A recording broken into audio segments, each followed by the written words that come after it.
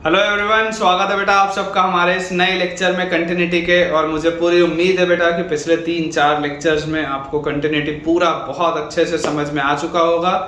और अब बेटा आपको जैसे पता ही है कि थियोरेटिकली हम ऑलमोस्ट इस चैप्टर के एंड पे पहुंच चुके हैं। बहुत ज़्यादा थ्योरी का पोर्शन बचा नहीं है, ज़्यादा आप क्वेश्चंस की प्रैक्टिस बेटा होनी है। हमारा जो लास्ट लेक्चर था उसमें मैंने आपके लिए इंटरमीडिएट वैल्यू थ्योरम क्या होता था, उसकी थ्योरी रेलेवेंट जो थी वो मैंने आपको बताई। तो आज का लेक्चर बेटा हम उसी सिलसिले में आगे बढ़ाएंगे। मैं आपको कुछ क्वेश्चंस करवाऊंगा जिससे कि आपका इंटरमीडिएट वैल्यू थ्योरम और स्ट्रांग हो, और उसके बाद बेटा ओवरऑल हम कंटिन्यूटी के क्वेश्चंस की आज प्रैक्टिस करेंगे।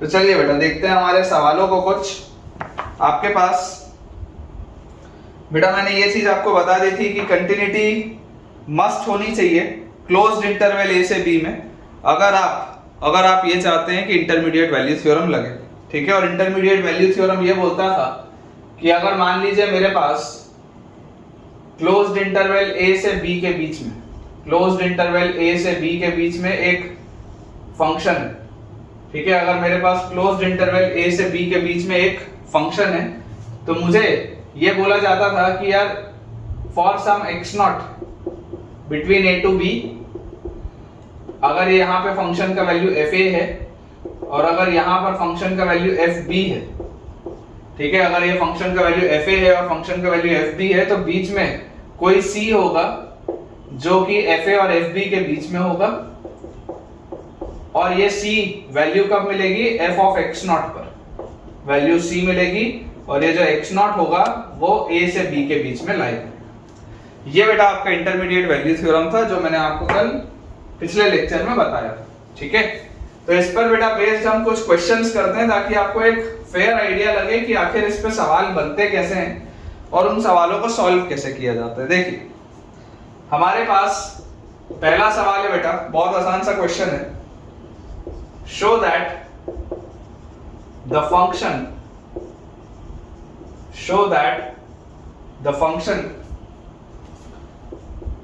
fx is equal to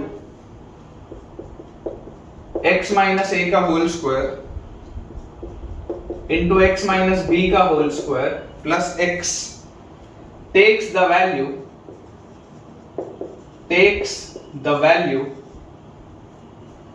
a plus b by 2 takes the value a plus b by 2 for some value of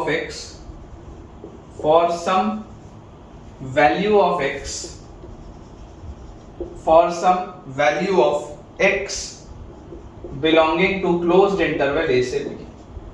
ये हमारे पास बेटा सवाल दिया हुआ है, बहुत आसान सा सवाल है। सोचने की बेटा देखिए, ध्यान से देखिए, इसको सोचने की कोशिश आप करिए। आप इसमें बेटा देखिए क्या चीज देख सकते हैं कि fx एक कंटिन्यूअस फंक्शन है। आप अगर इसको एक्सपैंड करेंगे, ठीक है, आप बेटा अगर इसको एक एक्सपेंशन करेंगे तो ये डिग्री 4 का एक इक्वेशन लिखा हुआ है, ठीक है ना। एक पॉलिनोमियल कर्व है डिग्री 4 का, बाय क्वाड्रेटिक है, तो कंटिन्यूअस तो है। तो ये बात तो हमको समझ में आती है कि fx is a continuous function, और मुझे पता है कि पॉलिनोमियल फंक्शंस तो पूरी ही नंबर लाइन में कंटिन्यूअस होते हैं, ये बात भी मुझे पता है। तो इस क्लोज्ड इंटरवल a से b में भी कंटिन्यूअस होगा, ये बात श्योर है कि अगर कोई फंक्शन पूरी नंबर लाइन में कंटिन्यूअस है तो a से b में भी होगा। मैं आपको बेटा ये बोलता हूं कि देखिए fx आपको क्या दिया हुआ है? fx आपको दिया हुआ है x माइनस a का whole square into x minus b का होल स्क्वायर प्लस x, ये हमको fx दिया हुआ है, ठीक है। तो यहां से बेटा f ऑफ a हमारे पास क्या आएगा? फंक्शन का वैल्यू a पर, this will be a minus a का स्क्वायर, मतलब 0, ये पूरा चीज 0 हो गया। f ऑफ a का वैल्यू a आएगा, देखो a रखते ही ये पूरा 0 हो जाएगा, a आएगा आंसर। f ऑफ b क्या आएगा? f ऑफ b अगर बेटा आप देखेंगे तो देखिए b माइनस b, ये पूरा 0, f ऑफ b का वैल्यू b आ जाएगा। मतलब कि मेरे पास फंक्शन का वैल्यू a पर a है, फंक्शन का वैल्यू b पर b है।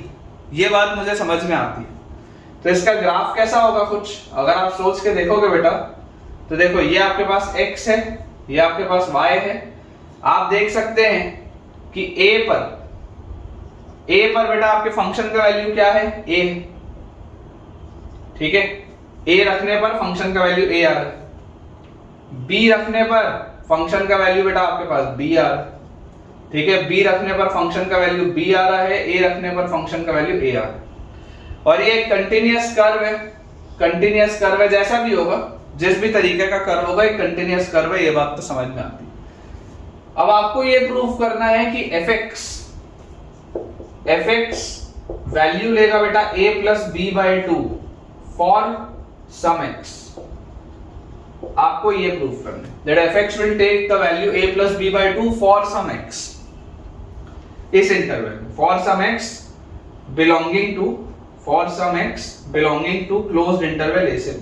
ये आपके पास सवाल है, ठीक है। तो आप समझने की बेटा इसमें कोशिश करिए कि अगर बेटा मैं इसको ध्यान से देखूं तो यार मुझे एक बात समझ में आती है कि यार a और b के बीच में, a और b के बीच में 100% एक पॉइंट होगा, that will be a plus b by two. By intermediate value theorem आप क्या चीज समझते हैं कि a और b के बीच में 100% कोई एक वैल्यू आएगी a plus b by to, और a plus b by to जो भी आएगा वो किसी ना किसी x पे मिलेगा। बाय इंटरमीडिएट वैल्यू थ्योरम आप क्लियरली बोल सकते हैं कि देयर एग्जिस्ट्स, ये देयर एग्जिस्ट का सिंबल होता है, there exist c which is equal to a plus b by 2 such that f of x is equal to c, जिसमें ये x जो है बेटा वो क्लोज्ड इंटरवल a से b के बीच में लाएगा। क्लियरली आप इस बात को देख सकते हैं। ये है बहुत सिंपल सा इंटरमीडिएट वैल्यू थ्योरम, उसका एप्लीकेशन।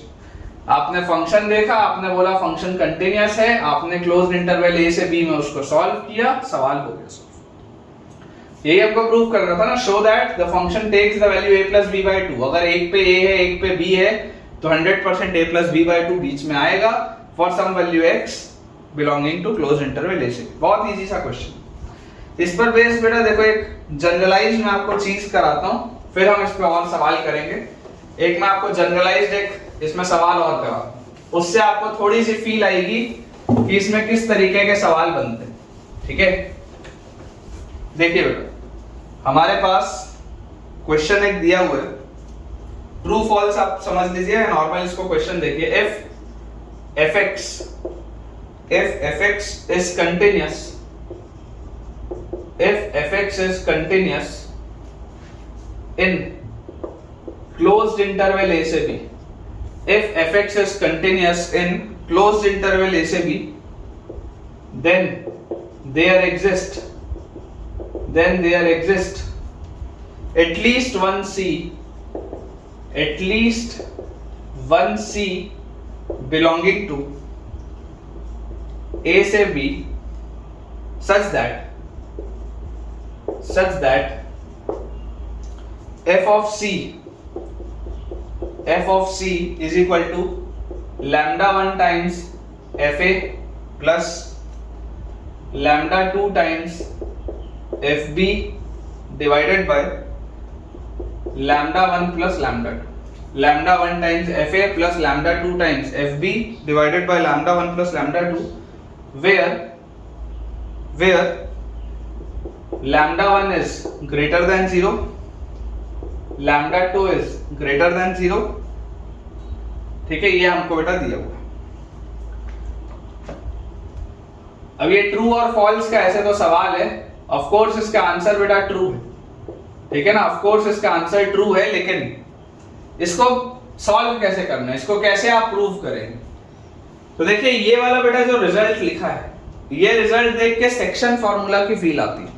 क्लास 10th में कोऑर्डिनेट ज्योमेट्री में बेटा हम सेक्शन फार्मूला पढ़ते थे। वो सेक्शन फार्मूला क्या होता था कि अगर हमारे पास मान लीजिए एक पॉइंट ए है, एक पॉइंट बी है, बीच में कहीं पर एक पॉइंट सी है, और आपको अगर बोला जा रहा था कि ये पॉइंट सी जो होता है वो लैम्डा 1 और लैम्डा 2 के रेशियो में डिवाइड करता है, तो आप लिखते थे lambda 1 x2 plus lambda 2 x1 bye lambda 1 plus lambda 2, ऐसे लिखते थे m1 x2 plus m2 x1 bye m1 plus m2।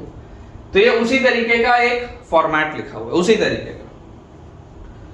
इसको आप देखिए कैसे देख सकते हैं, समझने की कोशिश करिएगा। fx एक कंटीन्यूअस फंक्शन है, ठीक है। अगर बेटा fx एक आपको बोला जा रहा है कि कंटीन्यूअस फंक्शन मुझे दिया हुआ है, if fx is a continuous function in closed interval a से b, क्लोज्ड इंटरवल a से b में अगर ये कंटीन्यूअस है, then there exists some c belonging to a से b। देखो a पर मान लो आपके फंक्शन का वैल्यू fa है, ठीक है, ए पर आपके फंक्शन का वैल्यू एफ ए है और बी पर बेटा बी पर आपके फंक्शन का वैल्यू एफ बी है। बी पर अगर आप देखेंगे तो आपके फंक्शन का वैल्यू एफ बी, ए पर फंक्शन का वैल्यू एफ ए है, बी पर फंक्शन का वैल्यू एफ बी, और ये कंटिन्यूअस फंक्शन है, इस तरीके का एक आपको कंटिन्यूअस फंक्शन दिया हुआ। हमें बोला जा रहा है f x is a continuous function in closed interval a से b, then there exist one c belonging to a से बी। इनके बीच में कहीं पर कोई एक सी लाई करता हो, one c belonging to open interval a से b such that f of c, जब आप फंक्शन की वैल्यू सी पर निकालेंगे, जब आप फंक्शन की वैल्यू सी पर निकालेंगे, मान लीजिए वो ये वाला पॉइंट है, ठीक है, मान लीजिए बेटा देखो सी पर आपके पास ये वाली पॉइंट आ रही, तो एफ ऑफ सी ये होगा, this will be f of c, c पर एफ ऑफ सी आएगा ये। तो आपको बोला जा रहा है आपको प्रूफ करना है that f of c is equal to lambda 1 f a plus lambda 2 f b by lambda 1 plus lambda 2। मुझे क्लियरली दिया हुआ है लैम्डा 1 पॉजिटिव है, लैम्डा 2 पॉजिटिव है। तो अगर मैं आपको ये बोल दूं, अगर बेटा मैं आपको ये बोल दूं कि आप इसको सेक्शन फार्मूला की तरह से समझिए कि यार ये एफ ऑफ ए है, ये एफ ऑफ बी है, और इसके बीच में कहीं पर एक लाई कर रहा है f of c, f of a है, एफ ऑफ बी, और इसके बीच में कहीं पर लाई कर रहा है एफ ऑफ सी। और यहाँ पर मैं आपको अगर ये बोल देता हूँ बेटा कि आप इसको सोच लो कि यार ये लैम्डा 1 इज टू लैम्डा 2 के रेशियो में लिखा हुआ, ये लैम्डा 1 इज टू लैम्डा 2 के रेशियो में लिखा हुआ है। मान लो मैं आपको ये बोलता हूँ कि ये लैम्डा 1 है, इतना हिस्सा और इतना हिस्सा लैम्डा 2 है, तो सेक्शन फॉर्मूला के हिसाब से आप एफ ऑफ सी क्या बोलते हो बेटा? सेक्शन फॉर्मूला के हिसाब से आप एफ ऑफ सी बोलते हैं lambda 1 f a plus lambda 2 f b upon lambda 1 plus lambda 2।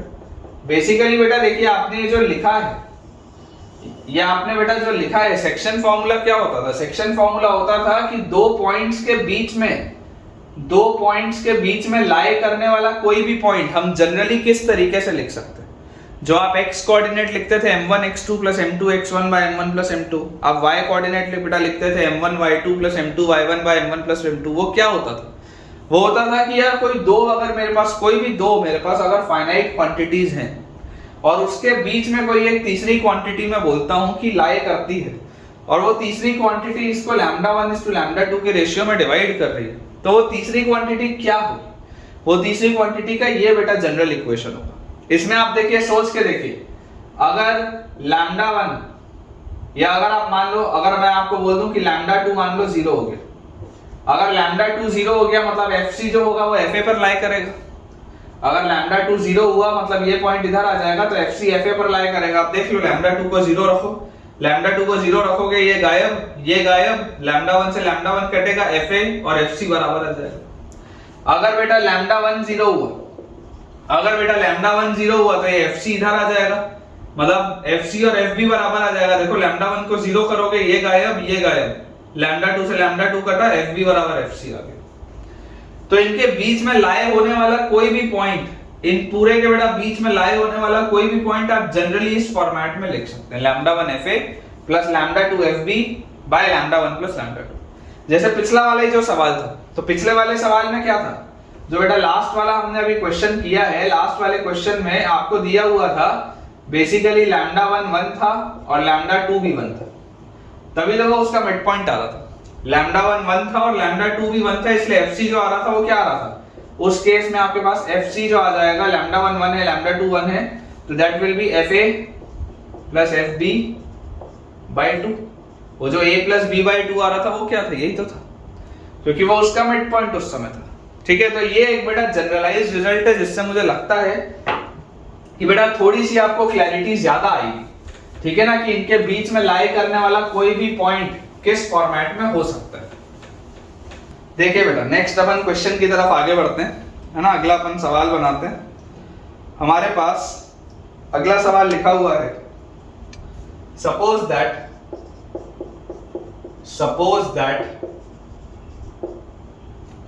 fx is continuous,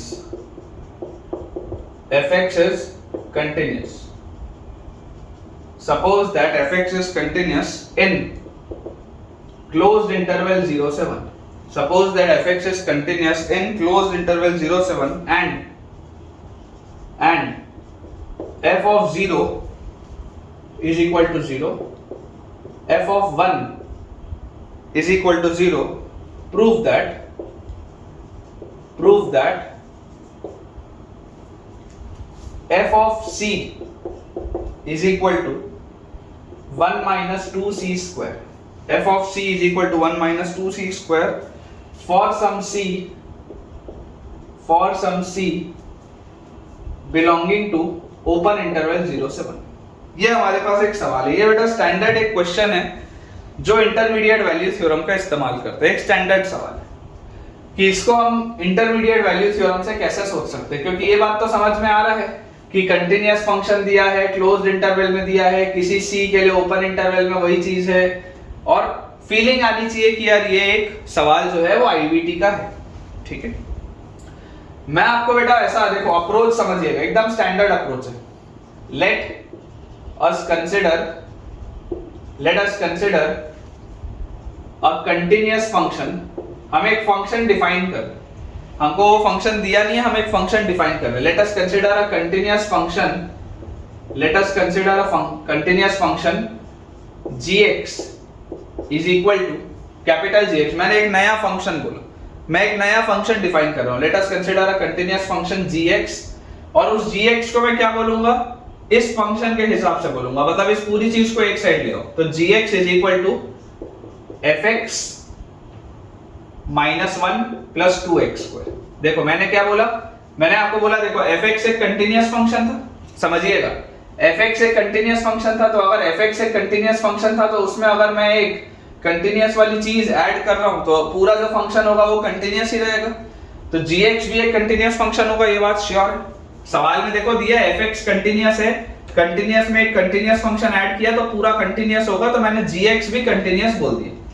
ठीक है, और ये इसी में तो बेसिकली आप c रख रहे थे ना, इसी में तो c रखने पर आपको बोल रहा था कि 1 माइनस 2c स्क्वायर मिलना चाहिए. तो मैंने बोल दिया let us consider a continuous function gx which is equal to fx minus 1 plus 2x square.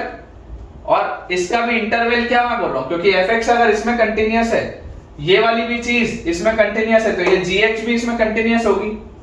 तो for all x belonging to closed interval 0 से 1, ये मैंने आपके लिए एक फंक्शन डिफाइन किया कि let us consider a continuous function capital Gx which is equal to small fx minus 1 plus 2x square for all x belonging to 0 से 1. हमने एक continuous function को डिफाइन किया. जैसे ही बेटा हमने एक continuous function को डिफाइन कर लिया, अब बेटा मैं आपको बोल रहा हूं कि आप मुझे जरा सोच के बताइए g of 0 क्या होगा. what will be g of 0? तो g of 0 will be f of 0 minus 1 plus 0, मतलब this will B f of 0 minus 1. और f of 0 क्या था, f of 0 0 था, मतलब 0 minus 1 तो ये minus 1 आएगा. g of 0 का वैल्यू क्या आ रहा है, minus 1 आ रहा है. ठीक है, अब इसके बाद अगर बेटा मैं आपको बोलता हूं कि मुझे बताइए g of 1 क्या है, what is g of 1? तो g of 1 will be f of 1 minus 1 plus 2. ठीक है, g of 1 will be f of 1 minus 1 plus 2. तो f of 1 क्या है, f of 1 is 0, तो 0 minus 1 plus 2, मतलब ये तो 1 आ रहा. देख लो आप ध्यान से, g of 0 का वैल्यू -1 है, लेकिन g of 1 का वैल्यू 1. अब gx क्या है बेटा, gx एक continuous function. gx is a continuous function. जरा ध्यान से सोच के देखिएगा, एकदम बेटा ध्यान से सोच के देखिएगा. 0 पर इसकी वैल्यू क्या आ रही है, 0 पर बेटा इसकी वैल्यू देखो, अगर आप देखेंगे तो 0 पर इसकी वैल्यू क्या आ रही है, -1. ठीक है ना, 0 पर इसकी वैल्यू आ रही है -1, 0 पर इसकी वैल्यू आ रही है -1, और 1 पर इसकी वैल्यू 1 आ रही है.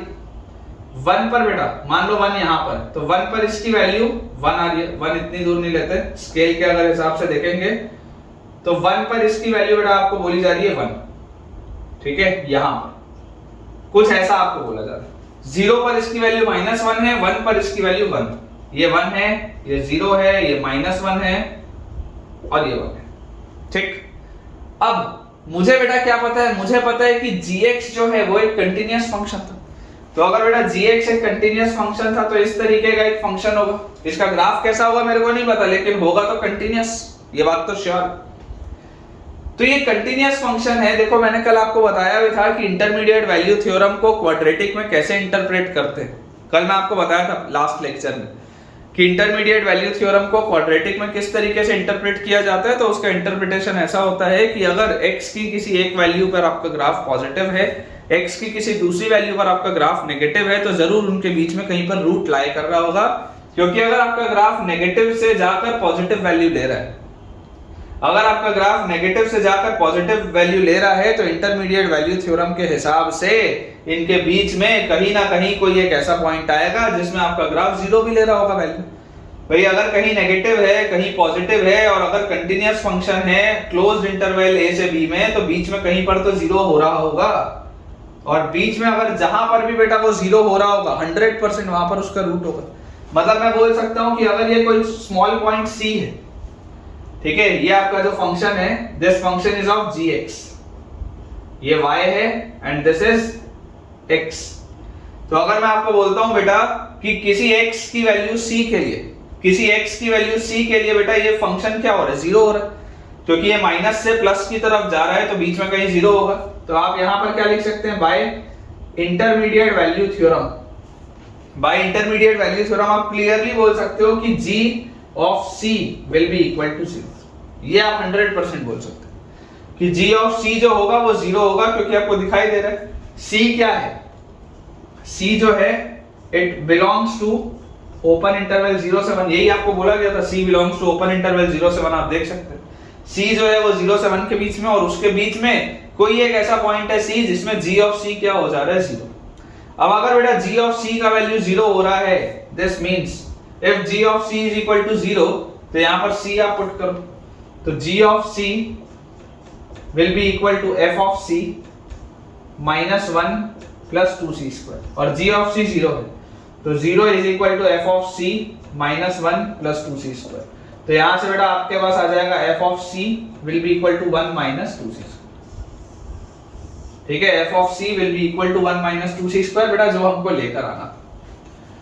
तो अप्रोच क्या है, अप्रोच बहुत स्टैंडर्ड सा अप्रोच है बेटा, बहुत सिंपल सा अप्रोच है। अप्रोच आपके लिए ये है कि आप एक ऐसा कंटिन्यूअस फंक्शन डिफाइन करिए, इसको देखकर जिसपे आप आईवीटी लगाएं और चीज प्रूव कर पाए। आपने इसको देखा fx कंटिन्यूअस था, आपने एक नया फंक्शन बनाया जो कंटिन्यूअस है उसी इंटरवल में इस तरीके का, क्योंकि ये कंटिन्यूअस है ये कंटिन्यूअस है तो ये पूरा कंटिन्यूअस होगा, और उसके बाद आपने आईवीटी लगाया, आप देख रहे हैं एक पॉइंट पर ये नेगेटिव है एक पॉइंट पर ये पॉजिटिव है, मतलब बीच में कहीं ना कहीं पर जीरो होगा, सॉल्व किया, आंसर आ गया। एकदम स्टैंडर्ड सा अप्रोच है बेटा, ये आई बिलीव आपको क्लियर हो गया होगा अभी तक। देखिए बेटा सेम अपन एक कंसेप्ट का सवाल बनाते हैं, मजा आएगा आपको, अच्छा सवाल है, स्टार चाहे तो आप लगा सकते हैं इसको, it is a good question. Question लिखा है let f defined from R to R be a continuous function, be a continuous function, let f defined from R to R be a continuous function such that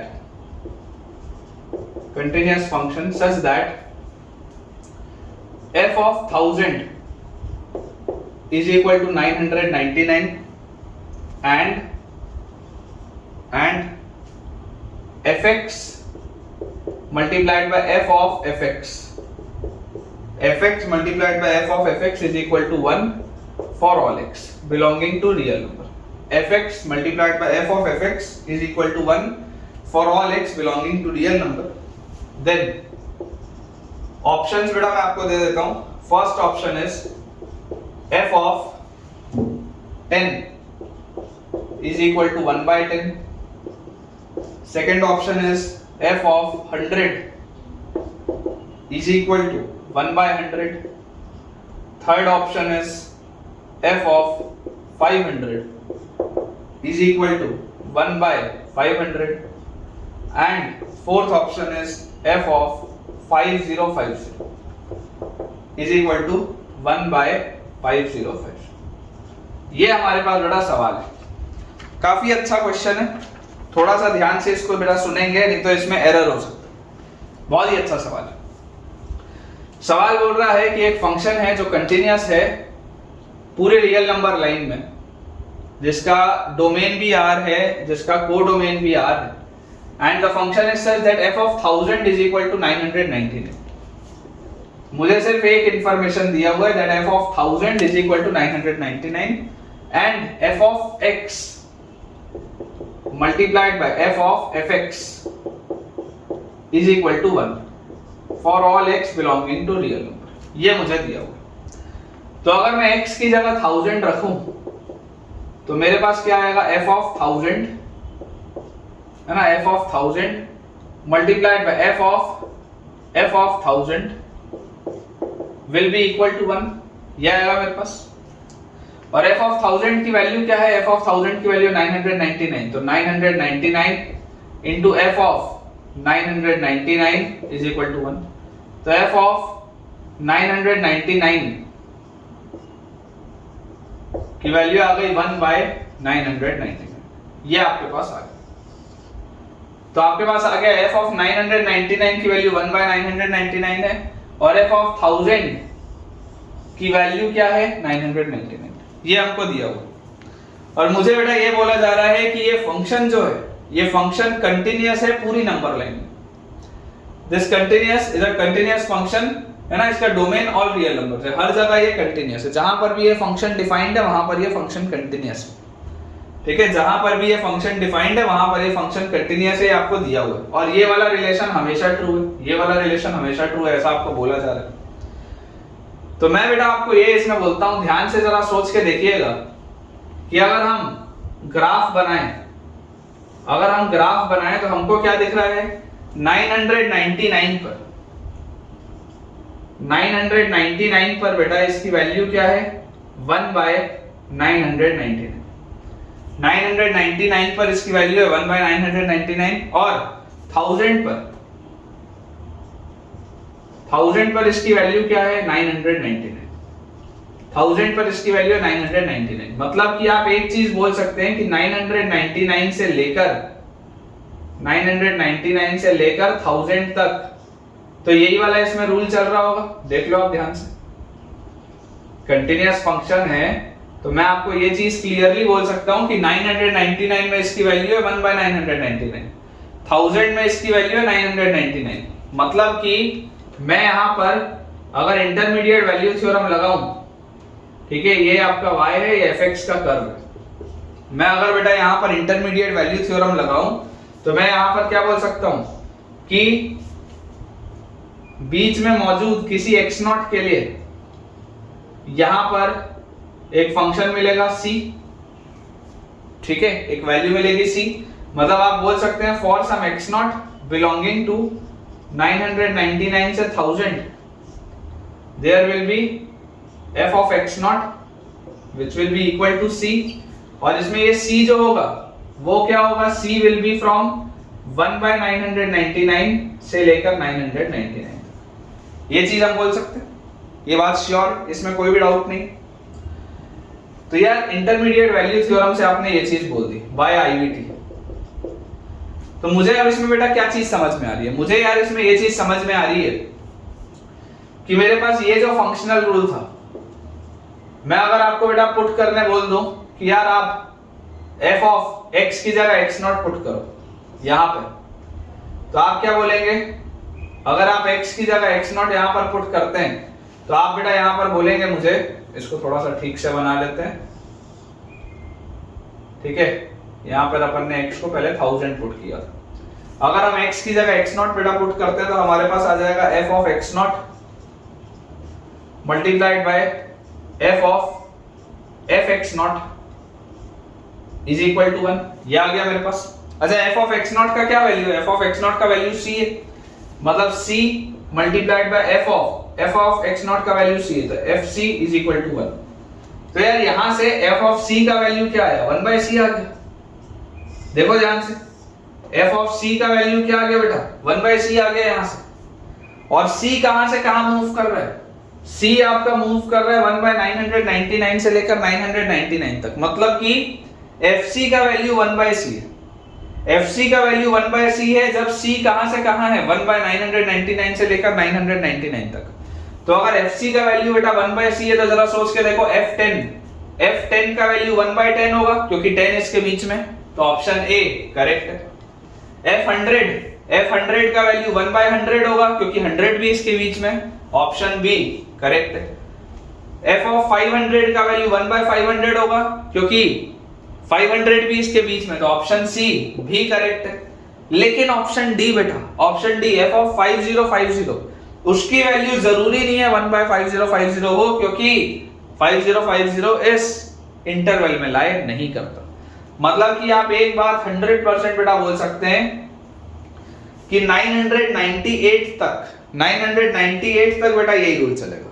1 से लेकर 998 तक जितने भी integers हैं, 998 integers के लिए यही रूल चलेगा, लेकिन 999 के लिए ये रूल नहीं चलेगा, 1000 के लिए ये रूल नहीं चलेगा। 1000 के लिए वैल्यू देखो क्या है, 999। क्या f ऑफ 1000 का वैल्यू 1/1000 दिया है क्या? अगर तो ये वाला रूल चल रहा होता तो f ऑफ 1000 का वैल्यू 1/1000 होना चाहिए था।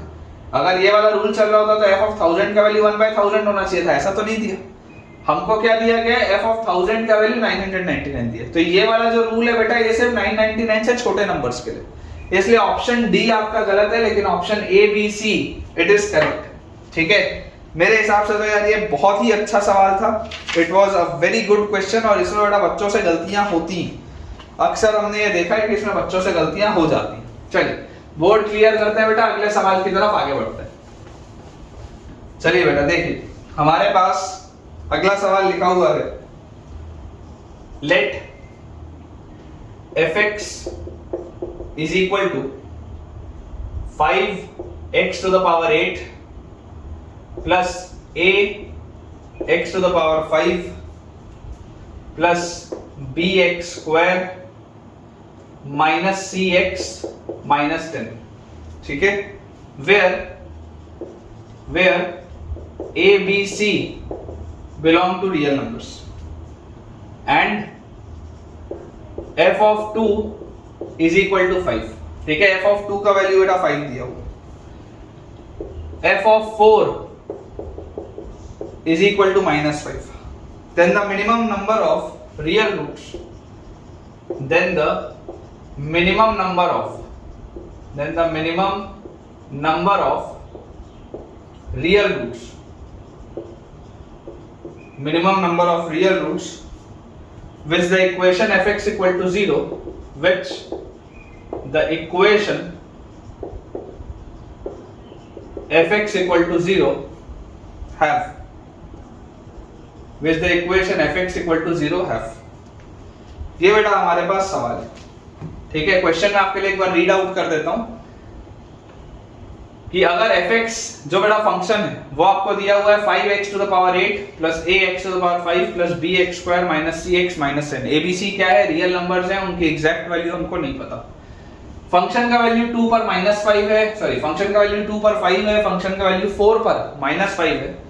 Then the minimum number of real roots, कम से कम कितने रियल रूट्स आप गारंटी से बोल सकते हैं। देखो होने को 8 डिग्री का इक्वेशन है, इसका डिग्री 8 है, मैक्सिमम पावर 8 है, तो होने को 8 के 8 रियल हो सकते हैं, पॉसिबल है, होने को 8 के 8 रियल हो सकते हैं, लेकिन उसको आप निकालोगे कैसे? आप गारंटी से कितने रूट्स बोल सकते हो कि यार इतने तो मिनिमम होंगे ही होंगे, उससे ज्यादा होंगे वो अपन नहीं बोल सकते, लेकिन minimum number of real roots, minimum उतने तो होंगे ही, उससे ज्यादा भी हो सकते हैं, लेकिन मिनिमम उतने तो होंगे। ये आप कैसे निकालेंगे? देखिए कंसेप्ट क्या है बेटा, कंसेप्ट बहुत सिंपल सा है, कंसेप्ट बहुत सिंपल सा है कि यार अगर इवन डिग्री इक्वेशन है, देख सकते हैं आप इवन डिग्री इक्वेशन है, तो इवन डिग्री इक्वेशन के बारे में हमें एक चीज पता है कि इवन डिग्री इक्वेशन जहां से चालू होता है वहीं पर खत्म होता है। जैसे अगर क्वाड्रेटिक होता है, ऊपर से चालू हुआ तो ऊपर ही जाके खत्म होगा। अगर बाय क्वाड्रेटिक होता है, ऊपर से चालू हुआ ऊपर ही जाके खत्म होगा। अगर हमारे पास मतलब मान लीजिए माउथ ओपनिंग डाउनवर्ड्स है, अगर लीडिंग कोएफिशिएंट नेगेटिव है तो नीचे से चालू होगा तो नीचे ही खत्म होगा। अगर लीडिंग कोएफिशिएंट नेगेटिव है तो नीचे से चालू होगा तो नीचे ही खत्म होगा। इस तरीके का हमारे पास ग्राफ होता है ना, जनरली बेटा ऐसा होता है। आप यहाँ पर देख सकते हैं कि ये क्या है, this is a leading coefficient positive वाला इक्वेशन। ये जो इक्वेशन है इसका लीडिंग कोएफिशिएंट क्या है, पॉजिटिव है, 5 है। तो मैं आपको बेटा इसमें ये बोलता हूं कि यार ये बात तो 100% अब श्योर हो गई कि अगर इसका लीडिंग कोएफिशिएंट पॉजिटिव है, अगर इसका बेटा लीडिंग कोएफिशिएंट पॉजिटिव है, तो हमको इसमें क्या चीज समझ में आ रही है कि यार ये ऊपर से स्टार्ट होगा और ऊपर ही खत्म होगा। मतलब जब आपका x माइनस इंफिनिटी की तरफ जा रहा होगा तो आपका y प्लस इंफिनिटी की तरफ जा रहा होगा, और जब आपका x प्लस इंफिनिटी की तरफ जा रहा होगा तब भी आपका y प्लस इंफिनिटी की तरफ जा रहा होगा। मतलब ये ऊपर से चालू हो रहा है और ऊपर ही खत्म हो रहा है, ये बात श्योर है। मैं आपको अब ये बोल रहा हूं बेटा कि ध्यान से देखिएगा, आपको फंक्शन का वैल्यू 0 पर क्या दिख रहा है? जब आप x का वैल्यू 0 रखेंगे तो 0 0 0 0 -10। फंक्शन का वैल्यू 0 पर, फंक्शन का वैल्यू 0 पर क्या है बेटा? -10 है, ये बात तो श्योर है। फंक्शन का वैल्यू 2 पर क्या है? 5, ये 1 है, ये 2 है मान। फंक्शन का वैल्यू 2 पर आपको बेटा दिया हुआ है 5, यहां पर कहीं पे 5 होगा, यहां पर इसको मार्क कर देते हैं। फंक्शन का वैल्यू 2 पर है 5 और फंक्शन का वैल्यू 4 पर है -5। फंक्शन का वैल्यू 4 पर फंक्शन का वैल्यू क्या है? -5, यहां पर कहीं पे मान लेते हैं, ठीक है। 4 पर -5 है इसकी वैल्यू, 2 पर इसकी वैल्यू 5 है।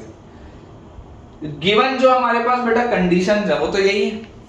मैं इस इक्वेशन को देख के f का वैल्यू बता सकता था, माउथ ओपनिंग अपवर्ड है ये बता सकता था, इतना ही मैं बस बता सकता हूं और तो कुछ नहीं बता सकता। अगर मैं इसका बेटा रफ हैंड से ग्राफ स्केच करने की कोशिश करूं, देखो इस साइड -इंफिनिटी है, इस साइड +इंफिनिटी है। अगर हम रफ हैंड से इसका ग्राफ खींचने की कोशिश करें तो हमको एक बात दिखाई दे रहा है कि यार देखो ये -इंफिनिटी में कहां है? ये पॉजिटिव इंफिनिटी की तरफ है, ऊपर है आपका ग्राफ। लेकिन 0 पर इसकी वैल्यू क्या थी? -10 थी। 0 पर इसकी वैल्यू बेटा थी -10। तो अगर 0 पर बेटा इसकी वैल्यू -10 थी, मतलब यहां से 100% ये ग्राफ उतर के नीचे आया होगा, तभी तो 0 पर -10 हो रहा है। अगर 0 पर इसका बेटा वैल्यू -10 हो रहा है, मतलब आपका ग्राफ नीचे उतर के आया होगा, ये बात श्योर है। मतलब कम से कम एक रूट तो यहां पर आपको मिलेगा, मिनिमम एक रूट यहां पर आपको मिलेगा, ठीक है। फंक्शन का वैल्यू 2 पर क्या है? 5 है। फंक्शन का वैल्यू 2 पर 5 है, तो देखो यहां नेगेटिव था, अब 2 पर इसका वैल्यू अगर 5 है तो मतलब ये ऐसे ग्राफ आपका उठेगा, ये बात भी श्योर कि आपका ग्राफ उठेगा। अब अगर बेटा इस तरीके से मान लीजिए हमने अपने ग्राफ को इंक्रीज भी करा दिया, ठीक है, इस तरीके से हमने अपने ग्राफ को इंक्रीज भी करा दिया कि यहां से ये बढ़ के यहां तक आया। अब फंक्शन का वैल्यू 4 पर क्या है? नेगेटिव है। तो अगर बेटा फंक्शन का वैल्यू 4 पर नेगेटिव है तो यहां से दोबारा आपका ग्राफ डिक्रीज होगा। 4 पर देखो आपको फंक्शन का वैल्यू नेगेटिव है, ठीक है, -5 के करीब है, मतलब फंक्शन का वैल्यू 4 पर नेगेटिव है, ये आपने डिक्रीज करा दिया नीचे। और उसके बाद आपको क्या दिख रहा है कि उसके बाद आपका ग्राफ दोबारा ऊपर की तरफ जाएगा, क्योंकि माउथ ओपनिंग अपवर्ड्स है, मतलब जहां से चालू होगा वहीं पर खत्म होगा। तो मिनिमम आप क्या बोल सकते हैं बेटा? मिनिमम आपको इसके कितने रूट्स दिख रहे हैं? 1 2 3 4, मिनिमम 4 रियल रूट तो दिख रहे हैं। 4 से ज्यादा हो सकते हैं, लेकिन आप गारंटी से नहीं बोल सकते कि इसके रूट 4 से ज्यादा हो सकते हैं, पॉसिबल। लेकिन मिनिमम मेरे को कितने इसके रियल रूट्स दिख रहे हैं? तो मिनिमम यहां पर एक आएगा, क्योंकि पॉजिटिव से चालू हुआ है, यहां नेगेटिव है, तो एक रूट यहां बीच में आएगा। फिर नेगेटिव से पॉजिटिव में गया, एक रूट यहां आएगा। फिर पॉजिटिव से नेगेटिव में गया, एक रूट यहां आएगा। फिर नेगेटिव से पॉजिटिव में गया, एक रूट यहां आएगा। ये भी बेसिकली बेटा जो है वो क्या है? आईबीटी का एप्लीकेशन है। आईबीटी का एप्लीकेशन क्यों है? क्योंकि अगर एक जगह आपकी बेटा वैल्यू पॉजिटिव है, एक जगह आपकी वैल्यू नेगेटिव है, मतलब फंक्शन कहीं ना कहीं बीच में 0 हो रहा होगा। तो आईबीटी का ही एप्लीकेशन है। तो मिनिमम इसके कितने रूट्स होंगे बेटा? That will B 4। Then the minimum number of real roots which the equation fx equal to 0 have will be 4. कम से कम 4 होंगे, 4 से ज्यादा हो सकते हैं, लेकिन आप नहीं बोल सकते, ठीक है ना। आप बेटा गारंटी से उससे ज्यादा नहीं बोल सकते, आप गारंटी से सिर्फ और सिर्फ 4 रियल रूट्स इसके बोल सकते हैं। चलिए इसको बेटा क्लियर करते हैं, अगले सवाल की तरफ अपन आगे बढ़ते हैं। नेक्स्ट बेटा हमारे पास जो क्वेश्चन लिखा हुआ है दैट इज सेम कंसेप्ट का, late px is equal to x to the power 10 plus a1 x to the power 9 plus a2 x to the power 8 से लेकर a10 तक, ठीक है। be a polynomial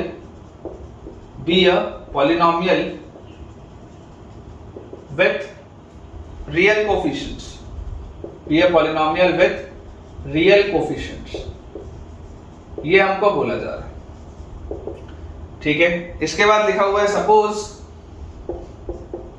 suppose p of 0 is equal to -1, p of 1 is equal to 1, p of 2 is equal to -1, ये हमको तीन चीजें दी हुई हैं। Let capital R be the number of real zeros, be the number of real zeros, be the number of real zeros of Px, be the number of real zeros of Px. Which of the following must be true? सवाल है which of the following must be true, must be true. इनमें से क्या क्या सही होगा बेटा आपको ये बताना है। पहला है r is greater than equal to 4, दूसरा है r is equal to 6, तीसरा ऑप्शन है r is equal to 2 और चौथा ऑप्शन है r is equal to 3। ये हमारे पास बेटा चार ऑप्शंस दिए हुए हैं। सेम कंसेप्ट का सवाल है, जब तक मैं इंक रिफिल कर रहा हूं तब तक आप एक बार इसको सोच कर देखिए कि आपके हिसाब से इसका सॉल्यूशन क्या होना चाहिए। ठीक है, इसको बेटा एक बार आप सोच के देखिए, बनना चाहिए। सेम कंसेप्ट का सवाल अभी हमने बनाया था तो बनना चाहिए। बहुत इजी सा सवाल है। डिग्री इसका देखिए क्या है बेटा, डिग्री इसका 10 है। डिग्री इसका 10 है मतलब कि जहां से चालू होगा वहीं पर खत्म होगा, ये बात श्योर। डिग्री अगर 10 है तो इसका मतलब क्या है कि जहां से आपका ग्राफ चालू होगा वहीं पर आपका ग्राफ खत्म होगा। और डिग्री 10 के अलावा इसका लीडिंग कोफिशिएंट पॉजिटिव है। अगर लीडिंग कोफिशिएंट पॉजिटिव है मतलब अगर मेरा ग्राफ ऊपर से चालू हुआ है तो ग्राफ खत्म भी ऊपर ही होगा, ये बात भी तय है। अब यहां पर देखिए अलग से बेटा आप कुछ इस इक्वेशन से आप अलग से और कुछ नहीं निकाल सकते। आपको सिर्फ ये दिख रहा है कि डिग्री 10 का इक्वेशन है और डिग्री 10 के इक्वेशन में लीडिंग कोफिशिएंट पॉजिटिव है, तो आप सिर्फ इतना बोल सकते हैं कि ऊपर से चालू होगा ऊपर खत्म होगा, सिर्फ इतना आप बोल सकते हैं। अब फंक्शन का वैल्यू 0 पर देखो, पिछले वाले सवाल में बेटा फंक्शन का वैल्यू 0 पर आपने इक्वेशन से निकाला था, लेकिन इस वाले सवाल में आप इक्वेशन से तो फंक्शन का वैल्यू 0 पर नहीं निकाल सकते थे, इसलिए आपको दिया हुआ P of 0 आपको -1 दिया हुआ है। मतलब फंक्शन का वैल्यू 0 पर क्या है, -1। फंक्शन का वैल्यू 0 पर हमारे पास है -1। फंक्शन का वैल्यू 1 पर 1 है। 1 पर बेटा फंक्शन का वैल्यू क्या है, 1। ठीक है, और 2 पर फंक्शन का वैल्यू -1 है। 2 पर फंक्शन का वैल्यू अगेन क्या है, -1। ये आप गारंटी से बोल सकते हैं, यही आपको बस दिया हुआ है, ये तीन ही चीजें दी। 0 पर -1, 1 पर 1, 2 पर -1, इस तरीके से। तो हमारा ग्राफ चालू कहां से हो रहा है, ऊपर से चालू हो रहा है। अगर ऊपर से बेटा चालू हो रहा है तो यार ये डिक्रीज होगा, ये बात तो तय है। अगर ऊपर से मेरा ग्राफ चालू होना स्टार्ट हुआ है नेगेटिव इंफिनिटी की, जब मैं तरफ जाऊंगा तो मेरा ग्राफ प्लस इंफिनिटी की तरफ है, मैं पॉजिटिव इंफिनिटी की तरफ जाऊंगा तब भी मेरा ग्राफ प्लस इंफिनिटी की तरफ है। तो ये ऊपर से अगर चालू हुआ है, पॉजिटिव साइड से चालू हुआ है, तो 0 पर इसकी वैल्यू क्या है, नेगेटिव है, मतलब ये ग्राफ डिक्रीज होगा। और डिक्रीज होने के बाद यहां पर आपका ये ग्राफ दोबारा इंक्रीज होगा, ये बात भी श्योर है, क्योंकि 1 पर इसकी वैल्यू पॉजिटिव, देखो 1 पर इसकी वैल्यू पॉजिटिव, 0 पर इसकी वैल्यू नेगेटिव थी लेकिन 1 पर इसकी वैल्यू पॉजिटिव। और उसके बाद ये ग्राफ आपका दोबारा डिक्रीज होगा। क्यों आपका ये ग्राफ दोबारा डिक्रीज हो रहा है, क्योंकि 2 पर इसकी वैल्यू क्या है, 2 पर इसकी वैल्यू देख लो फिर से दोबारा नेगेटिव हो गई। और एक बार यहां पर नेगेटिव हुई तो इसके बाद आपका ग्राफ बेटा फिर इंक्रीज करेगा। क्यों इंक्रीज करेगा, क्योंकि आपको पता है जैसे जैसे आप इंफिनिटी की तरफ जाएंगे वैसे वैसे आपका ग्राफ भी इंफिनिटी की तरफ जाएगा। तो गारंटी से बेटा इसके भी कितने रूट्स आ रहे हैं, देखो ये 1, ये 2, ये 3, ये 4। गारंटी से तो 4 ही रूट्स आ रहे हैं, 4 रूट्स। तो r must be greater than और इक्वल टू 4। देखो आपको क्या पूछा जा रहा है, which of the following must be true, कौन सा सच होगा ही होगा। होने को इसके 6 रियल रूट भी हो सकते हैं, पॉसिबल। लेकिन आपसे क्या बोला जा रहा है, r बोला जा रहा है नंबर ऑफ रियल जीरोस। होने को 10 के 10 रियल रूट भी हो सकते हैं, r की वैल्यू 10 भी हो सकती है, लेकिन इसके 10 रियल रूट होंगे ये आप गारंटी से नहीं बोल सकते। गारंटी से आप क्या बोल सकते हैं बेटा, गारंटी से आप बोल सकते हैं कि यार कम से कम 4 रियल रूट तो होंगे, क्योंकि मेरा ग्राफ जो वैल्यूज दी हुई हैं, जो कंडीशंस दी हुई हैं उसके हिसाब से कम 4 बार तो मेरा ग्राफ एक्स एक्सिस को काट रहा है। तो मिनिमम इसके 4 रियल रूट तो हैं, ये बात तो श्योर है। ठीक है, होने को 4 से ज्यादा भी हो सकते हैं, इसीलिए आपका जो करेक्ट आंसर है that is are greater than और equal to 4। It can be equal to 4, it can be greater than 4 also. होने को 10 के 10 भी रियल हो सकते हैं। ठीक है, तो अच्छा सवाल है बेटा ये भी। इसका जो करेक्ट आंसर होगा that will be R greater than equal to 4। चलिए अगला सवाल देखते हैं बेटा। लेकिन अगला सवाल बनाने के पहले अगर आपको ये लेक्चर फायदेमंद लग रहा है, अगर आपको ये लेक्चर फायदेमंद लग रहा है तो यार कमेंट में मुझे जरूर बताना कि आपको ये सवाल कैसे लग रहे हैं और इंटरमीडिएट वैल्यू थ्योरम आपका क्लियर हो रहा है या नहीं। अभी तुरंत वीडियो पॉज करके कमेंट्स में मुझे बताना, और वीडियो पसंद आ रहा हो तो वीडियो लाइक भी करना। चलिए हमारे पास लिखा है let f be a continuous function, let f be a continuous function, let f be a continuous function defined onto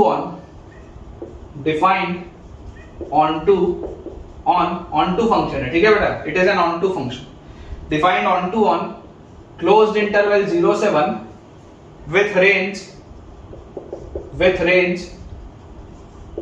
closed interval 0 से 1। डोमेन भी वही है, रेंज भी वही है, ठीक है। हालांकि ऑनटू फंक्शन में को डोमेन और रेंज सेम होता है, लेकिन ठीक है डोमेन और रेंज हमको दोनों सेम दिया हुआ। Show that there is some C in closed interval 0 से 1, there is some C in closed interval 0 से 1 such that f of C is equal to 1 minus C। ये हमारे पास बेटा सवाल दिया हुआ है।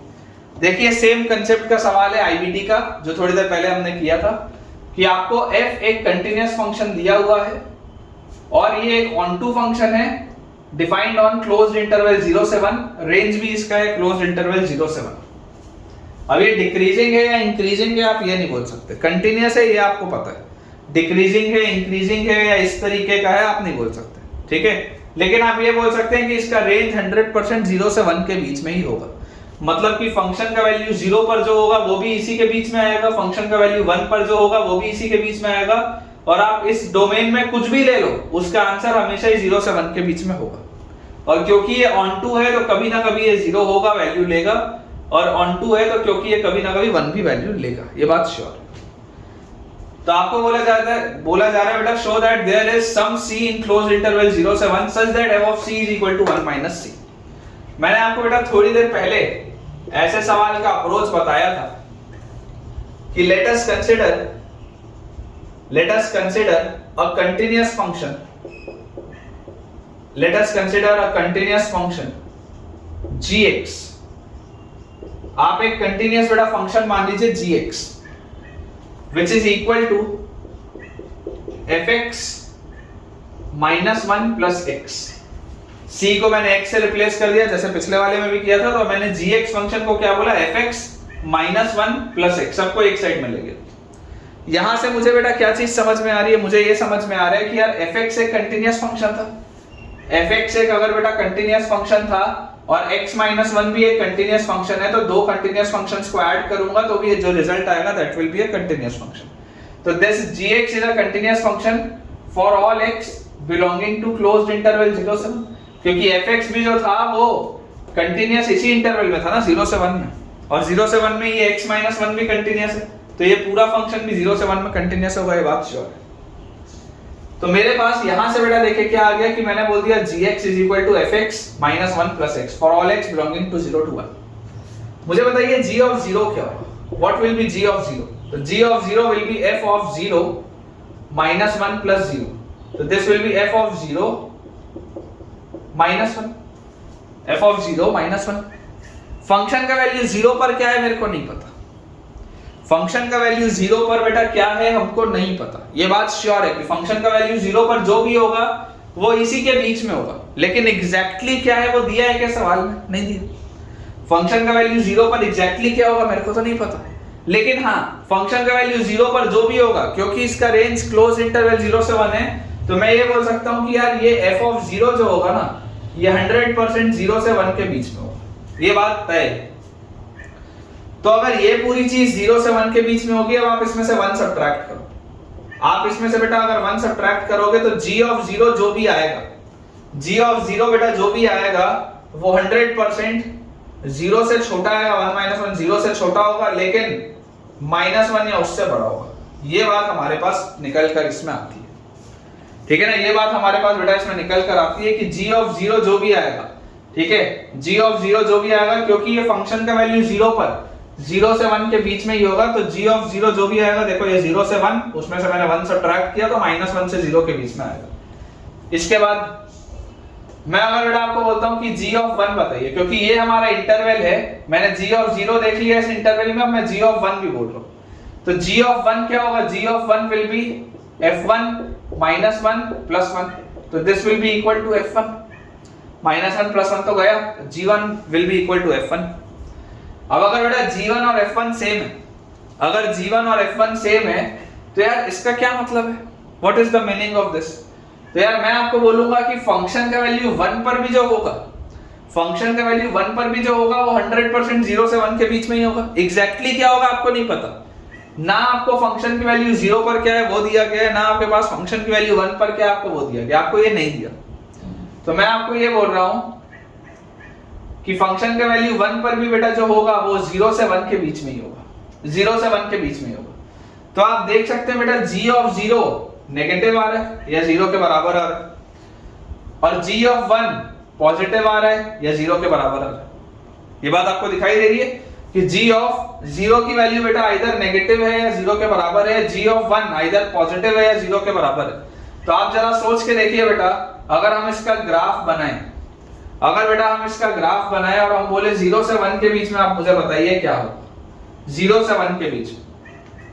तो 0 से 1 के बीच में बेटा इसका आंसर आपको क्या मिलेगा, अगर आप g ऑफ 0 देखेंगे तो g ऑफ 0 आपको या तो 0 मिल रहा है या तो नेगेटिव मिल रहा है। g ऑफ 0 का बेटा आपको या तो 0 मिल रहा है या तो नेगेटिव मिल रहा है, मान लो यहां पर मिलता है। और g ऑफ 1 जो है बेटा आपके पास, g ऑफ 1 क्या आ रहा है, या तो 0 मिल रहा है या तो पॉजिटिव मिल रहा है, नेगेटिव भी यहां पर -1 होगा, तो या तो यहां पर आएगा इस बीच में कहीं पर या तो यहां आएगा। और g ऑफ 1 भी बेटा जो आपके पास आ रहा है, g ऑफ 1 भी या तो 0 आएगा या तो पॉजिटिव आएगा, मान लो यहां पे कुछ आया।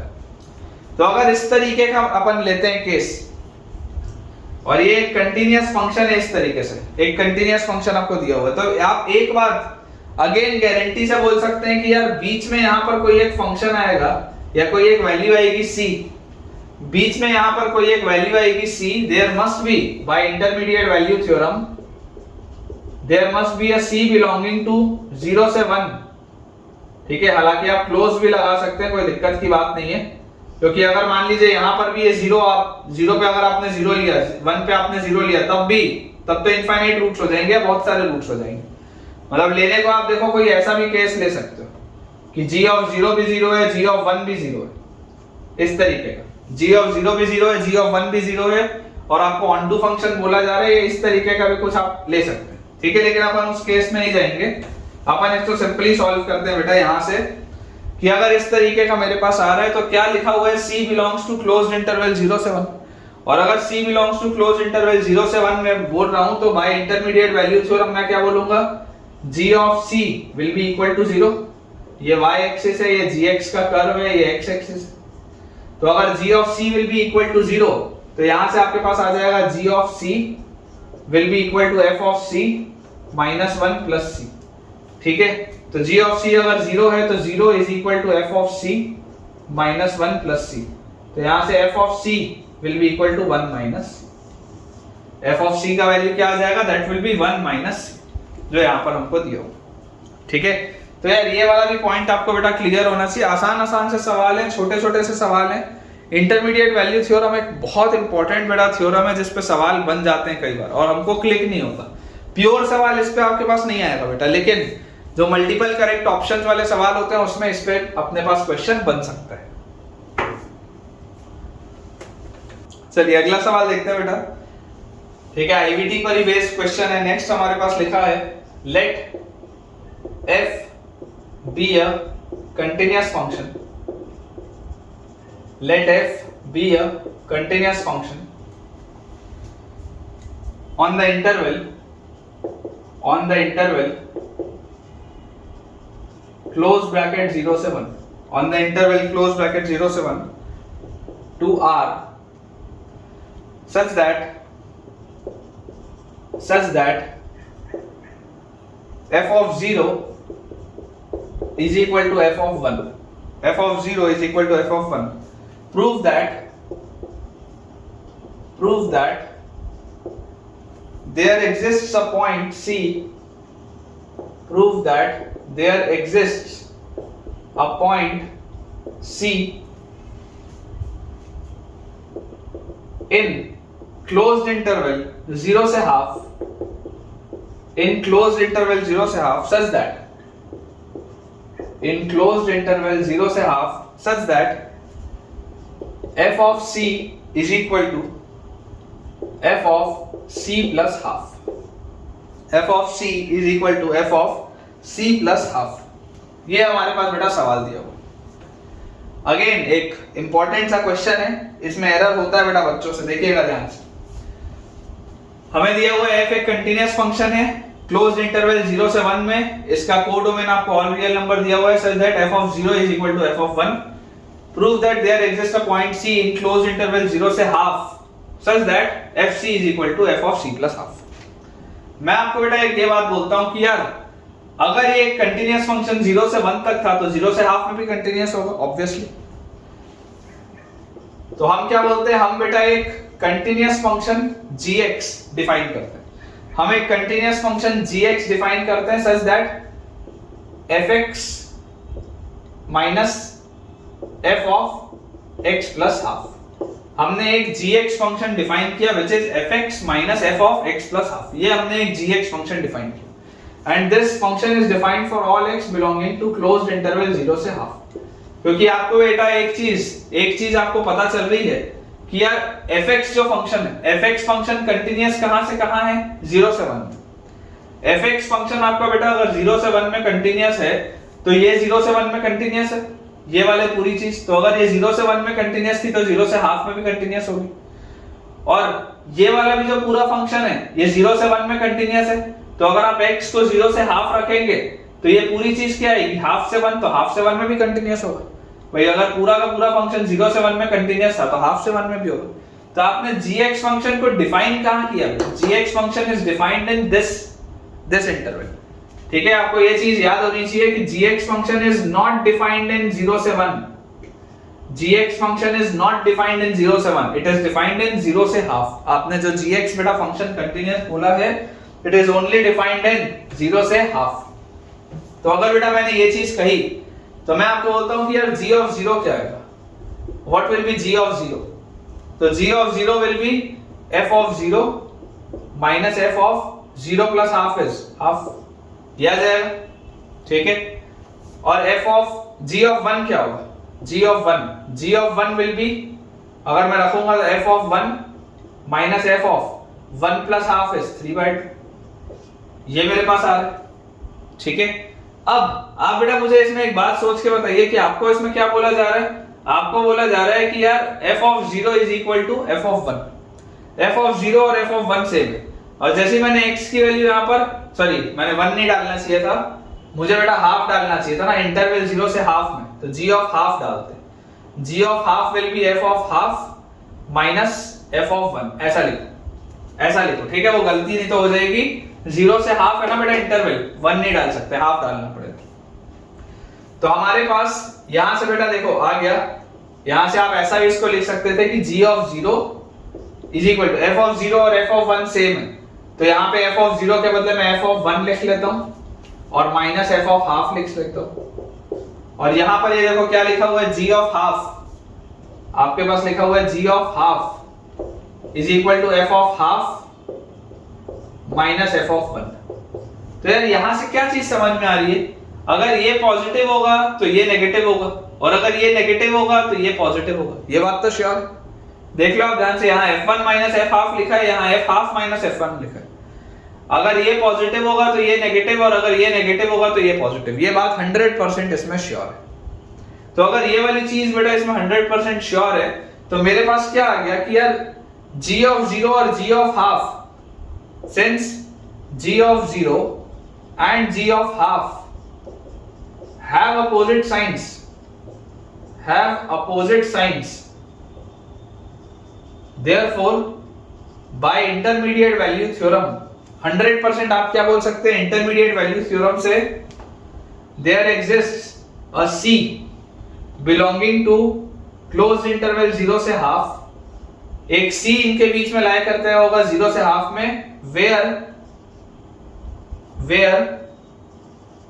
g of c will be equal to 0। देखो अगर g of 0 की वैल्यू मान लो पॉजिटिव हुई तो g of हाफ नेगेटिव होगा, अगर g of 0 नेगेटिव हुआ तो g of हाफ पॉजिटिव होगा। तो बोलने का मतलब ये है कि अगर एक जगह पॉजिटिव है और एक जगह नेगेटिव है तो 100% उसके बीच में किसी c के लिए ये पूरी चीज क्या हो रही होगी बेटा, 0 हो रही होगी। और अगर मैंने g of c को 0 बोल दिया, if g of c is 0 तो मैं यहाँ पे क्या बोलूंगा, g of c will be f of c minus f of c plus half। तो यहाँ से g of c बेटा 0 है तो 0 is equal to f of c minus f of c plus half। तो f of c का value क्या आ जाएगा बेटा, जो आपको प्रूफ करना था, देख लो f of c का वैल्यू क्या आ जाएगा, f of c plus half के बराबर आ जाएगा। तो हो गया अपना ये प्रूफ। ठीक है, बहुत आसान सा बेटा कंसेप्ट, मुझे लगता है अब आपको ये अच्छे से क्लियर हो गया होगा। इसके बाद अब इसमें बेटा कोई और शक नहीं बचता, ये बहुत इजी कंसेप्ट है, अब आपको ये अच्छे से क्लियर हो गया होगा। ठीक है बेटा, देखिए अब अपने पास अगली चीज आती है, एक बहुत छोटा सा आर्टिकल है बेटा, which is single point continuity. इस पर बेस मैंने आपको एक आध एग्जांपल बताया ही था कि अगर पूरी डोमेन में हो ही सिंगल पॉइंट तब तो कोई बात ही नहीं है। लेकिन सिंगल पॉइंट कंटिन्यूटी का मतलब क्या होता है? Single point continuity is functions continuous only at one point, functions continuous only at one point, functions continuous only at one point and defined everywhere। Single point continuity मतलब ऐसे functions जो continuous केवल और केवल बेटा एक पॉइंट पर है लेकिन डिफाइंड हर जगह। ऐसे फंक्शंस जो कंटिन्यूअस केवल और केवल एक पॉइंट पर है लेकिन डिफाइंड हर जगह है। मैं आपको कुछ एग्जांपल्स लेके बताता हूं, ठीक है, थ्योरी में कभी कभी आ जाता है तो पता होना चाहिए। जैसे मान लीजिए fx फंक्शन बेटा हमने बोला x and 0, it is x when x belongs to a rational number and it is 0 otherwise, 0 it is otherwise। ठीक है, मतलब अगर रैशनल नंबर है तो वो x के बराबर होगा, जो भी रैशनल नंबर होगा वही रैशनल नंबर आएगा, लेकिन उसके अलावा आप कुछ भी रखते हैं, ठीक है, अगर आप इरैशनल नंबर रखते हैं कोई भी तो उसका आंसर हमेशा क्या होगा, 0 होगा। अब अगर ये सिंगल पॉइंट कंटिन्यूटी की बेटा बात हो रही है, सिंगल पॉइंट कंटिन्यूटी की, तो ये फंक्शन कंटिन्यूअस कब होगा, ये फंक्शन कंटिन्यूअस कौन से पॉइंट पे होगा? तो आप ये बोलेंगे कि यार ये फंक्शन को कंटिन्यूअस होने के लिए x को 0 के बराबर होना पड़ेगा। ये फंक्शन को कंटिन्यूअस होने के लिए x को 0 के बराबर होना पड़ेगा। मतलब कि आप ऐसे सोच के देखो बेटा कि इसका जब आपके पास ग्राफ आप बनाओगे तो हर रैशनल नंबर के अगल बगल में इरैशनल नंबर होता है, हर इरैशनल नंबर के अगल बगल में रैशनल नंबर होता है। इनफाइनाइट है ना यार, इनफाइनाइट नंबर्स को आपने जोड़ के नंबर लाइन बनाई है, मतलब रैशनल नंबर और इरैशनल नंबर अगल बगल। तो अगर आपको फंक्शन कंटिन्यूअस चाहिए तो कंटिन्यूअस चाहिए, उसके लिए आपको क्या होना चाहिए कि जो ब्रांच आपकी रैशनल नंबर पे आ रही है वही ब्रांच आपकी इरैशनल नंबर पे आनी चाहिए। अगर आपको बेटा फंक्शन कंटिन्यूअस चाहिए तो जो ब्रांच आपकी रैशनल नंबर पे आ रही है वही ब्रांच आपकी इरैशनल नंबर पे आनी चाहिए, तभी तो कंटिन्यूटी आएगी। तो उसके लिए क्या होना चाहिए, x इक्वल टू 0 होना चाहिए, ये दोनों ब्रांचेस सेम होनी चाहिए। क्योंकि देखो अगर आप x की वैल्यू 0 पर बात करोगे तो ये फंक्शन जो है, ये वाला बेटा फंक्शन fx है, ये कंटिन्यूअस सिर्फ और सिर्फ x इक्वल टू 0 पर है और कहीं पर भी नहीं, क्योंकि 0 पर इसकी वैल्यू 0 है, रैशनल है, और 0 के अगल बगल जो इरैशनल पॉइंट्स है उस पर भी इसकी वैल्यू क्या है, 0। दोबारा बोल रहा हूं, ध्यान से सुनो, 0 पर इसकी वैल्यू क्या है, 0 पर इसकी वैल्यू 0 ही होगी, क्योंकि x अगर रैशनल होगा तो आंसर रैशनल ही आता है, तो 0 ही होगा। लेकिन 0 के अगल बगल जो इरैशनल नंबर्स होंगे उसमें भी इसका आंसर क्या है, 0 ही है, तो कंटिन्यूअस हो गया। और यही अगर आप बेटा मान लो कोई और पॉइंट बोलते हैं, मान लो आप बोलते हैं x इक्वल टू 1 पर क्या है, तो x इक्वल टू 1 पर तो आंसर 1 होगा, लेकिन 1 के अगल बगल जो भी इरैशनल पॉइंट्स होंगे उसमें आंसर 0 होगा। तो 1 के अगल बगल आंसर 0 आएगा लेकिन 1 पर आंसर 1 आएगा, तो डिसकंटिन्यूअस हो गया।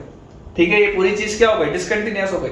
तो ये कंटिन्यूअस कब हो रहा है, जब x इक्वल टू 0, जो आपका ओरिजिन का पॉइंट है सिर्फ वहीं पर हो रहा है, दैट्स इट, उसके अलावा और कहीं नहीं हो रहा। इसके देखिए और एग्जांपल्स भी बेटा बनते हैं, मैं आपको कराता हूं, ठीक है, मैं आपको कराता हूं। जैसे मान लीजिए आपके पास बेटा फंक्शन दिया हुआ है f(x) is equal to x and 1 minus x। Function की वैल्यू x है when x belongs to a rational number, और अदरवाइज वो जो ब्रांच है वो 1 माइनस x। अब जरा आप सोच के देखिए, आपके पास बेटा अगर आप चाहते हैं कि ये फंक्शन कंटिन्यूअस हो, तो कंटिन्यूअस कब होगा, जब रैशनल नंबर वाली ब्रांच और इरैशनल नंबर वाली ब्रांच सेम हो जाए। जिस भी x पे वो ब्रांच सेम होगी तब आपका कंटिन्यूटी आ जाएगी। तो यहां से बेटा आप क्या बोल सकते हैं कि x की वैल्यू 1 माइनस x के बराबर होनी चाहिए, और अगर x की वैल्यू 1 माइनस x के बेटा बराबर आनी चाहिए, तो यहां से आप देख सकते हैं 2x का वैल्यू 1 के बराबर और x का वैल्यू हाफ के बराबर आना चाहिए। तो अगर आपको सिंगल पॉइंट कंटिन्यूटी बोली जा रही है, तो देखिए आपका फंक्शन हर जगह डिफाइंड है, लेकिन सिर्फ और सिर्फ x इक्वल टू हाफ पर बेटा ये कंटिन्यूअस होगा। कैसे कंटिन्यूअस होगा, क्योंकि देखो हाफ एक रैशनल नंबर है, तो हाफ पे तो आंसर हाफ ही आएगा, लेकिन हाफ के अगल बगल जो इरैशनल नंबर्स हैं उस पे जब आप चेक करोगे तो हाफ रखते ही देखो फिर अगेन 1 माइनस हाफ आपको हाफ मिलेगा। तो सिर्फ हाफ इकलौता ऐसा पॉइंट है, this is the only point in the entire number line जहां पर ये वाला फंक्शन आपका क्या होगा, कंटिन्यूअस होगा। तो ऐसे फंक्शंस को बेटा बोला जाता है सिंगल पॉइंट कंटिन्यूटी।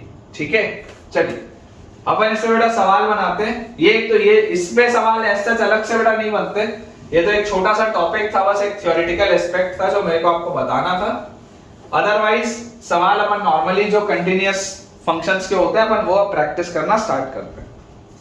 देखिए हमारे पास क्वेश्चन बेटा लिखा हुआ है, let f(x) is equal to,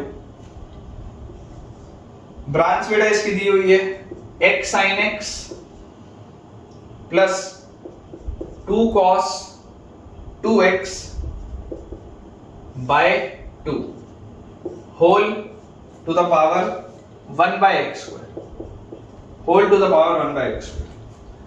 और अगली ब्रांच है e raised to the power minus k by 2, e raised to the power minus k by 2। ये वाली ब्रांच है when x is not equal to 0, ये वाली ब्रांच है when x is equal to 0। आपको बोला जा रहा है बेटा if f(x) is continuous, if f(x) is continuous, अपनी बेटा देखो थ्योरी खत्म हो चुकी है ना, सिर्फ सवालों की अब प्रैक्टिस बची है, 1-2 लेक्चर मैक्सिमम अपन सवाल पे और ध्यान देंगे, फिर डिफरेंशिएबिलिटी अपन स्टार्ट करेंगे। if f(x) is continuous at x equal to 0, then the value of k is, then the value of k कितनी होनी चाहिए। ऑप्शंस बेटा दे देता हूं, पहला ऑप्शन है 1, दूसरा ऑप्शन है 2, तीसरा ऑप्शन है 3, चौथा ऑप्शन है 4। 1 2 3 एंड 4, ये हमारे पास बेटा 4 ऑप्शंस दिए हैं। सवाल है कि अगर f(x) फंक्शन कंटिन्यूअस हो गया 0 पर, तो यार 0 पर अगर कंटिन्यूअस होगा इसका मतलब क्या होगा। ब्रांच जो बेसिक डेफिनेशन है वो क्या है, वो है कि लिमिट x अप्रोचेस 0, f(x) जो होगा that should be equal to f of 0। Limit exist करनी चाहिए 0 प्लस पे और 0 माइनस पे, जो लिमिट की वैल्यू आएगी वही f ऑफ 0 के बराबर होना चाहिए। मतलब कि f ऑफ 0 क्या है, f ऑफ 0 तो e की पावर माइनस k बाय 2 है। मुझे इसकी बस लिमिट निकालनी है, जो उसका आंसर होगा उसको इससे मैं कोरिलेट करूंगा और सॉल्व कर लूंगा। देखिए लिमिट x अप्रोचेस 0, f(x) क्या लिखा है, x sin x plus 2 cos 2x divided by 2 power 1 by x square. जरा ध्यान से सोच के देखिए, when x approaches 0, ये पूरी चीज 0, cos 0 1, 2 by 2 1, ये अंदर 1 लिखा है, 1 की पावर इंफिनिटी का फॉर्म। 1 की पावर इंफिनिटी का कैसे सॉल्व करते हैं, e raised to the power limit x approaches 0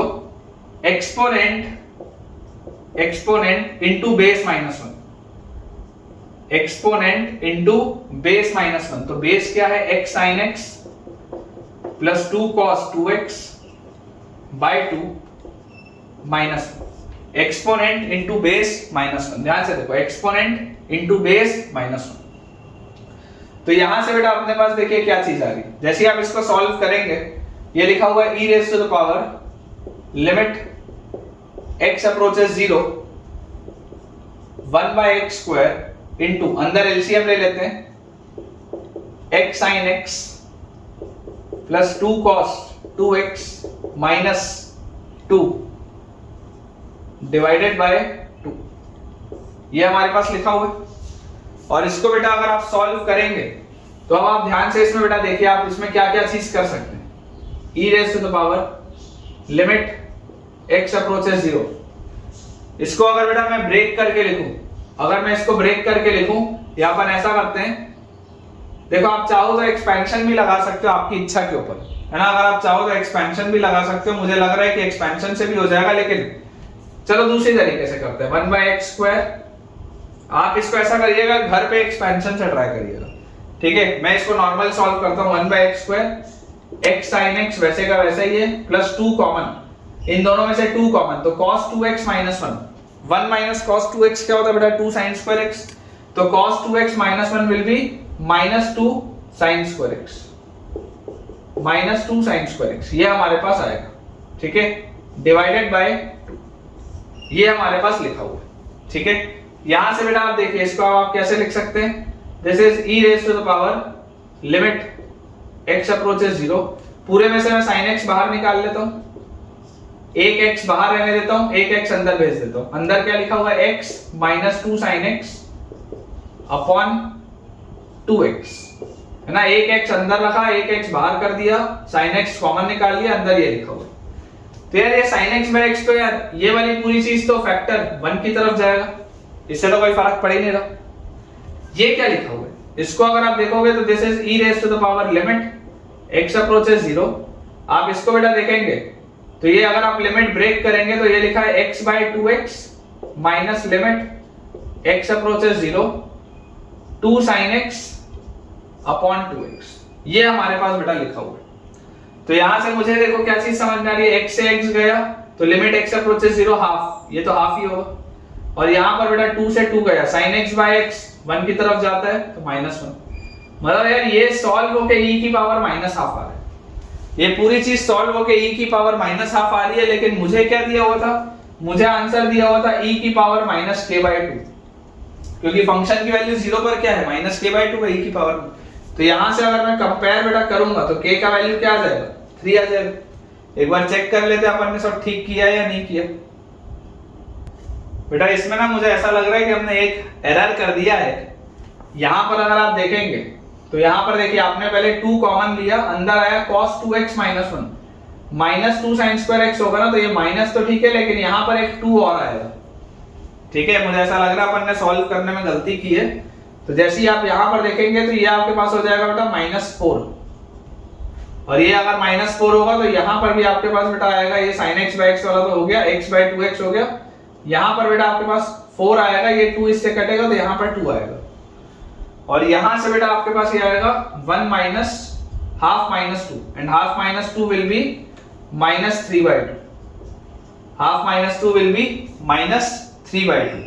तो यार k का वैल्यू 1 नहीं आएगा बेटा, k का वैल्यू 3 आएगा, ठीक है। इसको आप यहां पर देख लेना, जब आप इसमें से 2 कॉमन लेंगे तो अंदर बचेगा cos 2x - 1, and cos 2x - 1 is -2 sin square x, अपन एक 2 लगाना भूल गए थे, तो इसका आंसर आ जाएगा बेटा k = 3, ठीक है। सी ऑप्शन अपने पास करेक्ट आंसर इसका दिया हुआ है, k = 3 बेटा आपके पास आ जाएगा। यहां पर बस आप थोड़ा सा ध्यान दीजिएगा, इसमें एक एरर हो गया था, उसको आप ठीक कर लीजिएगा। चलिए अगले सवाल की तरफ बेटा अपन आगे बढ़ते हैं, ठीक है बेटा। देखिए ये लास्ट क्वेश्चन है आज का, लेट fx की बेटा आपको ब्रांच दी हुई है 1 + 2x raise to the power 1/x divided by e² raise to the power 1/x, और नीचे वाली ब्रांच है k। This is when x is not equal to 0 and this is when x is equal to 0. ये हमको बेटा दो branches इसकी दी हुई हैं। आपको बोला जा रहा है if fx is continuous, if fx is continuous at x equal to 0, if fx is continuous at x equal to 0, then the value of k is, then the value of k क्या होगी आपसे बेटा ये पूछा जा रहा है। Options में आपको दे देता हूं। First option is 1, second option is e, third option is e square and fourth option is e raise to the power -2। ये हमारे पास बेटा चार ऑप्शंस है। ये लास्ट सवाल है आज का।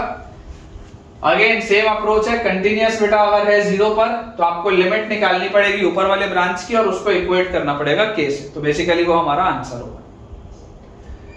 तो अगर बेटा मैं इसमें लिमिट निकालूं तो बेसिकली मुझे क्या करना है, limit x approaches 0 1 plus 2x raise to the power 1 by x upon e square raise to the power 1 by x, ये आपको सॉल्व करना है। अगर इसके बेटा आंसर को हम मान लो l मान ले फिलहाल के लिए, क्योंकि देखो अगर आप ये प्रोफाइल समझोगे तो व्हेन x अप्रोचेस 0 1 की पावर इंफिनिटी अंदर ये है और उसके बाद नीचे e स्क्वायर है और उसकी भी पावर इंफिनिटी है। तो थोड़ा सा डिफिकल्ट है, डायरेक्टली इसको सोचना थोड़ा सा डिफिकल्ट है। तो अपन ऐसा करते हैं, इस पूरे के लिमिट के आंसर को मान लेते हैं l। जैसे ही आप बेटा log लेंगे दोनों side ln l will be equal to, इसको अपन कैपिटल L मानते हैं, ln l will be equal to, देखिए हमारे पास log लेते ही बेटा क्या आएगा, लिमिट x अप्रोचेस 0, log जैसे ही लूंगा ये सबसे पहले घूम के आगे आएगा तो ये आ गया 1 बाय x।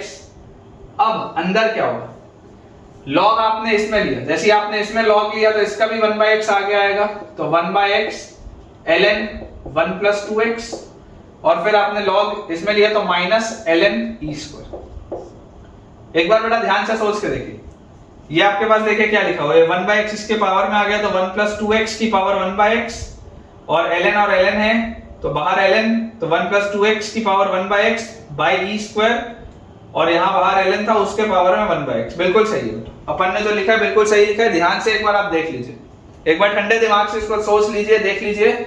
मैंने सिंपली लॉग लिया और डायरेक्टली ये चीज लिखी, ठीक है। अगर आपको इसमें एरर लग रहा होगा या थोड़ा भी डाउट आ रहा होगा तो थोड़ा सा एक बार आप वीडियो पॉज करके खुद से करके देख लीजिए। सिंपल अपन ने लॉग लिया।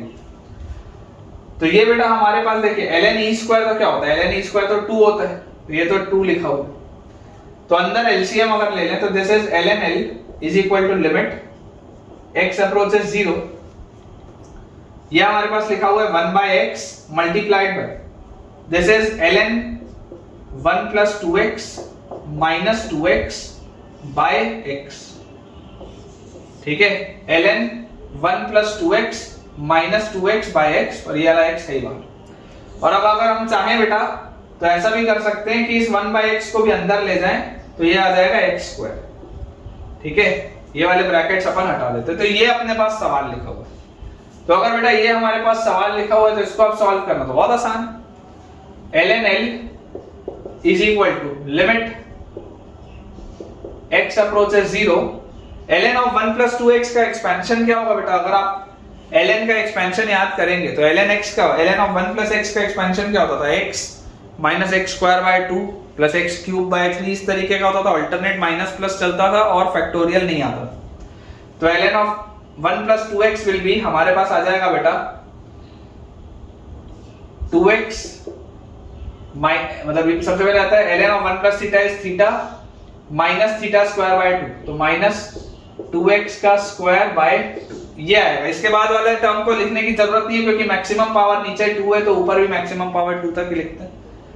इसके आगे लिखा हुआ है माइनस 2x और नीचे हमारे पास लिखा हुआ है x स्क्वायर। ये आपके पास बेटा चीज लिखी है। तो हमारे पास आ गया ln l will be equal to limit x approaches 0, अंदर देखिए बेटा 2x से ये 2x गया, क्या लिखा हुआ है माइनस 2 का square 4x square by 2x square.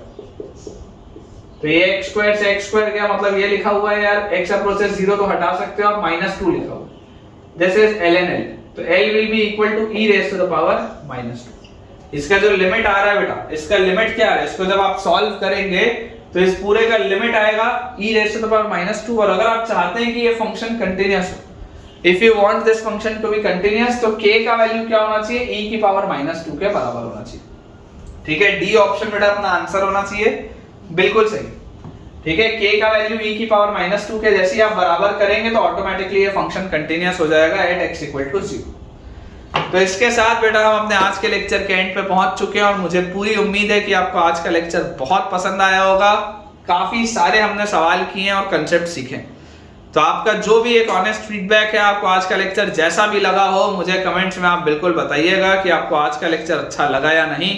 और अगर वीडियो पसंद आया है तो वीडियो को लाइक तुरंत करें, चैनल सब्सक्राइब कर लीजिए और अपने दोस्तों से बेटा इस चैनल को रेफर भी कीजिए। जितने भी नए स्टूडेंट्स पहली बार इस वीडियो को देख रहे हैं, टेलीग्राम चैनल बेटा आप ज्वाइन करिए, उसका डिस्क्रिप्शन बॉक्स में आपको लिंक दिख रहा होगा, ताकि आपको सारे लेक्चर के अपडेट समय से मिले और होमवर्क के लिए प्रैक्टिस शीट्स भी आपको उसमें मिलेंगे। Thank you.